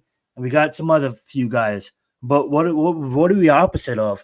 We're opposite in a young freshman in CJ Corey, I believe his name is, that's just been playing fucking good football. We're up against a fucking team that's basically stacked on defense. Like, I wouldn't say stacked like in Sunday starters, but football fucking players that know how to fucking tackle, that's going to fucking play you tough, right? They're looking at this high explosive West Coast team, air raid offense. Yeah, Michigan's one of the fucking toughest programs in college football, and that's why they're one of the only teams with 2 losses still fucking ranked in the top 25, and I salute that. And talking about homie's comment, Jeremiah Love, Jeremiah Love is definitely like a whipping for them. I believe that's the running back if I had to be correct, and if I'm correct, that's the running back. And they also got Malachi Fields, one of the top wide receivers at Notre Dame. I would not do it for Jeremiah Love Nomads because we have Scat, and I honestly think Scat is a true running back. Like, and we got Tracy. I don't think we need to go out there and get someone like Love, even though he is valued as really high. But I do also like Malachi Fields. So as Giants fans, when you're looking at this game, look at Malachi Fields, top wide receiver on the offense for Notre Dame, and then also look at Makai Lemon and Jacoby Lane, some 2 stud wide receivers. But I'm not going to pick this game because I don't want to. It's just fucking horrid. I just wanted to talk about it. And Notre Dame's giving us 9. That just shows you that Vegas is fucking smart. But I'm going to go on a limb. I'm going to do it. I'm going to say SC comes in and we beats them. We beat them. We take that Michigan. We just beat Michigan. And if we can, and I know Michigan's not as talented as Notre Dame, and I think Corey is a way better quarterback than Underwood up until this point. I'm gonna go with SC. I'm gonna ride with the Trojans, fight on, and I'm gonna take the Trojans. Back over to you, Adam, because I know you're a Notre Dame fan. So I would fight, baby. I think it's gonna be a solid game. This is always one that really defines each season. The winner usually goes on to have a good year. The loser usually goes on and doesn't end up in bowl contention or one of those lowly bowl games. And this will be one of the Marcus Freeman, one of his biggest tests. They haven't lived up to the expectations. I feel Notre Dame have lived up. They've played hard. They've won some games, but they should be in a better spot. The fact that if you lose this game, you're basically out of the playoffs. That's something that, if you're Notre Dame, why wouldn't you give him the same treatment as James Franklin, right? You brought him in to change the culture and, so we'll find out. I hope he does well. I'm excited for the game. It's usually a good one. And may the best team win. Absolutely love it. I know, Mac, you're not a college fan, but I just need a team, just any team. Mac? Alrighty, I think he is busy. Notre Dame with that the being big said, Notre Dame with the big win. Notre Dame with the big win, man. Notre Dame with the big win. I love that. Alrighty, and even though if we lose tomorrow, SC, I'm just gonna say we still have Oregon, we still have big matchups. And shout out to Indiana, man, running the fucking. Oh, well, obviously Ohio State's still in the Big Ten, but shout out to Indiana, man. You're gonna probably go to the Big Ten championship against Ohio State. Good luck with that. But that being said, though, we got the biggest game of the fucking week, man. We got New York Giants. We got Denver Broncos. We kind of went over our timestamp of 1:30, but we'll take the last 10 talking about this one. You know what? Let's go with you, Adam. I'm sorry, Matt. Can you go first if you're busy? Go right ahead, Adam. All right. Well, I guess I'll go. Look, I picked the Giants to win, but we kind of respect the opponent, even though they may not be respecting us or they may be talking trash. Go in there. They earn their four, just like Max said. They earn their 4-2. You know, they're a hard-fought team. They're a hard-nosed team. Their defense is probably the best defense we're going to see this season. You know, at this juncture, I said Kansas City was the best defense they saw so far, but this is a better defense than that. I think their offense, both offenses will have some trouble. I am hoping the Giants can get some pressure on Bo Nix, but if they get their running game going, which the Giants have been – the Giants are what? What were the stats I read off of? They were 32nd in the run defense. They're not that good in any of the areas that we need. I had all these stats up on my other computer, that's why. But the Denver Broncos are first in defense. They're first in red zone defense, and they're first in third down defense. Last week, the Giants won their game by winning the third down battle. This is where that's going to come down to turnovers and winning the third down battle. If they can get the same amount of efficiency that they had against the Eagles, they'll be in this game. If they're in third and longs and they let that pass rush come at them, I think it's going to be a long day at the office just because they don't have as many healthy bodies coming into this game on the skill position players. It also is a little alarming to me that Jermichael Smith, who I don't really think is the greatest center, but with the 5 guys that you have, another guy coming out of that lineup and the guy behind him isn't as good. That scares me with an interior defense that they have going on here. But Jackson Dart could be the X factor here as, you know, he does elevate his team. But, like, I'm picking the Giants in this game. I know Mac, he might have changed his view since Wednesday, but I'm just laying it out there. I know a lot of people are out there talking shit, and Giant fans are saying that we're going to spank them asses. Like, look, we beat the Eagles, great. And we're fans. We can be excited, but respect your opponent, man. Like, this team has won some hard-fought games. They just beat the Eagles as well 2 weeks prior. Why, you know what I mean? How come they don't take that same win and that same energy, right? I don't care if they beat the lowly Jets in London. They won. It's not about what it looks like. It's about what you get, the W. And their defense basically held that offense to 9 points. The safety is a fluky thing that happened, or the holding in the end zone. Did it happen? Yes. They still found a way to win. And the offense of the Broncos went into conservative mode. So while I like the Giants, I love the energy they're bringing. I'm going to pick it. I'm excited for the game like Mac is. Let's slow our roll before we start feeling ourselves. We beat this team. Yes. Let's get on that bandwagon. Let's start puffing that chest. Let's go out there and start to win. But if we lose this game, we're back to square one. We're back to the season being basically over at 2-5. At that point, if you lose this game on Sunday, good night the lights. There's no matter what you're going to do, you've put yourself in such a bad spot, even for the wild card.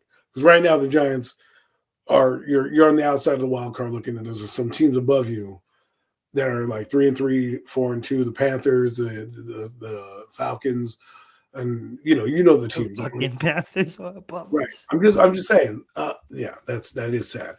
So, and you want to keep in the race, you need to win this game. I think it's a bigger game for the Giants than it is the Broncos. However, 2 weeks on the road, finally in front of your home fans, you're having a ceremony for Demaryius Thomas. A lot of emotion in the building. It's going to be a tough place for the Giants, but still, go blue. Well said, well said. Go right ahead, Matt. You're true, no Mets. It is they have to match the defensive intensity. Yep. Because absolutely, I do feel the defense for the Giants is slightly overrated. They do get a lot of pressures. They don't always get a lot of sacks. This team on the other end gets sacks. They close. They disrupt the quarterback. They're one of the highest ranking teams in that. But the three stats that I mentioned with the red zone, the red zone defense, third down defense, and points defense. Yeah, I think you said they're like near the They top are number 5. one in all three of those categories. And the categories the Giants struggling. The Giants offense is like 27th in the league. They're not the greatest offense in the world. So, and if you look at the Jet game, the Jets scored on short fields. The one place, the area the Giants should focus on is special teams. If they could break, their Giants special teams are not great with their kicking situation. They just if they can break a return off with maybe a Deontay Banks or something like that, catch the Broncos napping. That's the one area I do believe if the Broncos don't make a big run or a deep run this year, it's because of that. And everyone's blaming Bo Nix. Let me just say this about Bo Nix. He does what he needs to do for that team. He wins them football games. Is it always pretty? No. Is he the greatest looking quarterback? No. Does he win them games? Yes. You know what I mean? Did he put him in position to win against the Jets? Yes. Did he put him in position to win against the Eagles? Yes. Did he put him in position to beat the Chargers? Yes. Like, he does what you need him to do. It may not show up on the stat sheet, but he's doing enough on the offense to not turn the ball over and to take what comes to him. And the Giants defense has had some trouble, right? With tight ends, Evan Ingram could have a big game over here. I'm a little nervous about him because he does have speed to beat our suspect linebackers if this offensive line holds up. So we'll see what happens again. Big game. I don't like Brian Dable, so we'll see if he's out coached by Sean Payton. Yeah, I absolutely love it. I was like sitting in my bed earlier today, and then I'm thinking like, how the hell are we ever gonna like show up against this Denver Broncos team? So I have to admit, guys, early on in this day, I was picking the Broncos. Got on the phone with Adam. We talked about it for a bit. I'm looking at this Broncos team. They're one of the best in the league.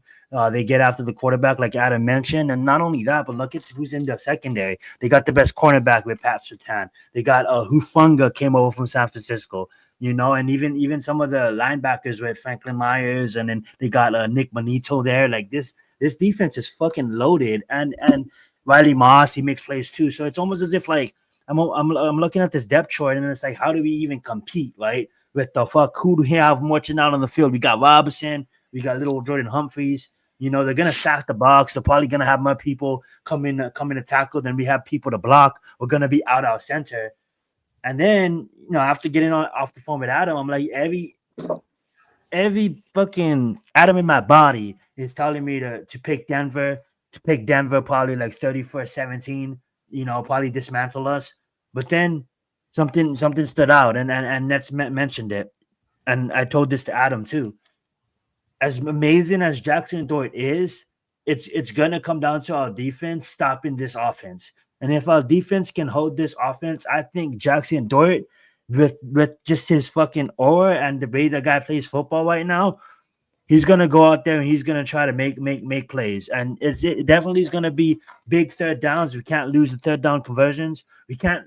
Honestly, guys, I'll be honest with you guys. We can't go behind on this team because we can't let them run the fucking ball on us. And then you may think like, yeah, they're out some running backs. I'm saying they're injured on that side, but guess what? They still got Harvey. He's looking good. I believe Dobbins. They still got Dobbins. Adam already mentioned Evan Ingram. We suck against tight ends. Our middle of the field is still open for tight ends, and they got wide receivers like, Troy Franklin and Mims. So it's not only like Sutton that we have to worry about, right? Yeah. Well, that all being said, fucking pick the Giants, because I just think that if the defense can hold it together and maybe force a turnover or two, I think Jackson and Dort, this is my honesty too. All the noise that they're talking, right? I thought we kind of started it. Nah, like it looks like they're saying like, oh, why the fuck you dancing? Not like that, but it's almost like, okay, Jackson Dort loves it. He feeds on that kind of energy, and go dance on their fucking faces on Sunday, okay? Go score all the fucking running touchdowns and dance. And after the game, when we beat them, I want to see what they're gonna say. For them to try to get into his head and talk about him dancing and shit, what that does is that fuels that guy. Because I don't know. I said it early on in the season. I said it in the offseason to Adam. I'm gonna say it now. And I was just as high on Sanders as everybody was. And honestly, I'm not gonna sit up there and act like I wasn't, right? But something about Dort gave me that that Patrick Mahomes vibes. Like, kid's not gonna fucking let anybody define him. And I'm gonna go out there, I'm gonna fucking ball. That fearless energy that Patrick Mahomes had early on in his career that he still has. And he may not be as talented as Patrick Mahomes, and that may be like high ceiling for him to even achieve and to even get there. But I honestly feel that he has that energy, and he proved it against fucking the Philadelphia Eagles, and he proved it against the Chargers. So, like, every bone in my body is telling me to go and pick fucking Broncos because they're going to be at home and they're going to be looking to fucking rock the place out. Hey, guess what, guys? You guys are just fucking, traveling back from a long trip. Hope you guys get jet lag. I'm gonna pick the Giants here. I'm taking the Broncos, unfortunately. I'm sorry. I got to go Broncos just because until as much excited as I am for the New York Giants, man, I'm excited for this team. I'm excited for the direction of the team. They still got a lot to prove, man. This is still an under, man. Like the same thing I said about the Bucks, man. Not enough bullets, man, in the chamber, man. You're going against a great defense. You're going to be able to get those wide receivers going to be able to rise to the occasion against that secondary. Denver's bringing out. I'm sorry. I right now I got to see it to believe it. And I hope they prove me wrong. I really, really hope they prove me wrong. I love when they prove me wrong, as a matter of fact. But at the end of the day, I just think there's just too much right now with this Denver Bronco football team, man. I think they bring a little too much to the table on the road, hostile environment, a mile-high stadium, man. Like that, it'll be a big win for the Giants if they're able to pull this off, man. It would be a huge, huge win at this stage of the season for Jackson Dart. And I want to see this team go out there and compete, don't lay down. And I think it's going to be a great ball game in the 4:00 window on Sunday, man.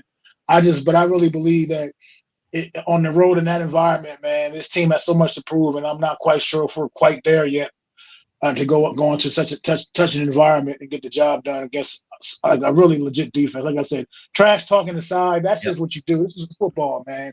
I don't care about the trash talk, back and forth, whatever. Nick Benny, they're going. Of course, they're supposed to say things that they how they feel, whatever they think. It doesn't matter. It doesn't matter. I believe in what Jackson Dart is, and this game ain't gonna make any difference. I'm not gonna feel any different about him, no matter what happens in this game. I'm going to feel the same way I feel about him right now. He's our guy. We got a franchise guy. But the fact of the matter is this team still ain't built the greatest. You know what I mean? There's a lot of holes here. And I just don't know if we're ready to go on the road and, as I said, and win such a big road game like that. Now, if they do, let's go. I'm all aboard. Let's go. All aboard the hype train. You know what I mean? But like I said, they got to show me, man, what they can do on the road. Like I said, what we saw against New Orleans down there in the Bayou, that's I'm not expecting we're going to go out there and get 5 turnovers again. But at the same time, man, look, it's a lot different when you're at home, man, and everybody's out there, and the crowd is pro you. You know what I mean? Everybody is cheering for Jackson Dart. Everybody's cheering for Cam Scott, but you're not getting that energy on Sunday, man. That crowd's going to be strongly against you. And how do you respond? When the boos come down, when they're hating on you, when they're cheering, they're trying to make it so your lineman can't hear the snap count and all these kind of things, man. And a backup center, mind you, a backup center taking the snaps. So it's just a lot of things right now that makes it hard for me to pick the Giants on this one, unfortunately, man. So I gotta go with the Broncos, but I desperately hope. I hope the Giants can prove me wrong here, man. I really do, because I'm excited for New York Giant football going forward, man. This is a tough one for me. And I love that thinking, because I literally was thinking that 2 hours ago. I was thinking that all week up until 2 hours ago, and then something just had me change my division. Maybe it's a good phone call with Adam, and maybe it's something else. But I do love your take, because it's a realistic take, right? And as Giants fans, like, we are delusional. So it's like, 1 week we'll fuck this team, next week we're like, this team's gonna win it all. Like, not all of us, but it is true. And that being said, though, I just want to thank you guys all for coming out and joining this episode of Premium Takes. I'm gonna turn it over to Mac to end the show, because he didn't begin it. I don't want him to end it, because his ends and his beginnings. I'm not even gonna pause, but he knows how to do intros and outros. That being said, Mac, can you end us, please? Can you end this out? And thank you guys all for joining us tonight. Do appreciate y'all once again coming out for another edition of the Premium Takes podcast. I am Macdagiantsfan with my guys, the super dope co-host Adam Coastas, Zion Zenith. We are the Horsemen. and we bring it to you every Friday night, 8:30 p.m. Eastern Time. And we appreciate y'all tuning in. As always, get them fours up for our guy, NYG Jeffrey T. Always gonna love Jeffrey Turner, man. The late, the great, man. So just make sure y'all tune in. Make sure y'all go to Adam's channel, go to Zion's channel, go to my channel, go to the Hardcore Sports Network, hit that subscribe button, hit the like button for the stream, share the stream out. Keep supporting the cause, man. Keep supporting us and helping all our channels grow. And we appreciate y'all. We'll see y'all next Friday, man.